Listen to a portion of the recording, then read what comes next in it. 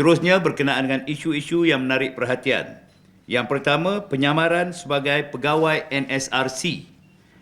NSRC atau National Scam Response Center adalah pusat panggilan yang berperanan sebagai pusat operasi untuk menyelaras tindak balas pantas terhadap penipuan keuangan dalam talian, terutama untuk mengesan wang yang telah dipindahkan berpunca kes penipuan dalam talian. Kewujudan pusat panggilan ini bagaimanapun telah turut dimanipulasi oleh sindiket penipuan dengan menyamar sebagai pegawai NSRC dan memperdaya mangsa. Sejak Januari 2024 sehingga 11 Februari 2024, JSJK telah membuka sejumlah 18 kertas siasatan berkenaan kes penyamaran sebagai pegawai NSRC melibatkan nilai kerugian RM1,490,582.79. Dalam kes-kes ini, mangsa akan menerima panggilan dari individu yang mendakwa bahawa nombor telefon mangsa telah menghantar pautan haram serta mesej penipuan. Untuk tujuan siasatan, panggilan kemudiannya akan disambungkan kepada individu lain yang menyamar sebagai pegawai polis. Mangsa akan diarahkan mengikut segala arahan yang diberikan sehinggalah mengakibatkan mangsa membuat pindahan wang ke akaun yang ditetapkan. Untuk rekod, kerugian tertinggi dicatatkan bagi kes penyamaran sebagai pegawai NSRC adalah RM433,774.42. Kes yang dilaporkan di Kajang Selangor pada awal Februari 2024 melibatkan mangsa seorang wanita yang merupakan bekas pensyarah yang berumur 61 tahun.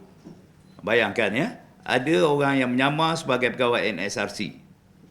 Adalah diingatkan NSRC adalah pusat panggilan yang hanya menerima panggilan dari orang ramai. NSRC itu sendiri tidak pernah membuat panggilan. Ia adalah berbentuk one-way communication sahaja. NSRC tidak akan membuat panggilan kepada mana-mana individu. Justru sebarang panggilan yang mengaku dari pihak NSRC adalah satu penipuan. Ini saya ulangi. Ya, dulu saya pernah beritahu. Dalam pada itu pun ada orang kena sampai 1.4 juta. Jadi saya mohon sesangat pihak media dan juga sesiapa sahaja yang mengetahui berkenaan dengan siaran media dan sebagainya untuk menyampaikan terutamanya kepada warga-warga emas kita, warga-warga tua yang mana mereka kadang-kadang kurang cakna. Maka NSRC ini tidak pernah membuat apa-apa call keluar dan memberi ugutan atau memberi amaran kepada mana-mana orang. Bagi mengoptimumkan usaha pembanterasan serta pencegahan jenayah penipuan atas talian, PDRM menggesa mangsa-mangsa yang terlibat untuk segera menghubungi NSRC di talian 997 untuk melaporkan insiden yang berlaku. Sebaiknya, panggilan hendaklah dibuat dalam tempoh 24 jam agar peluang untuk membuat sekatan terhadap wang yang telah dipindahkan lebih tinggi. Ya.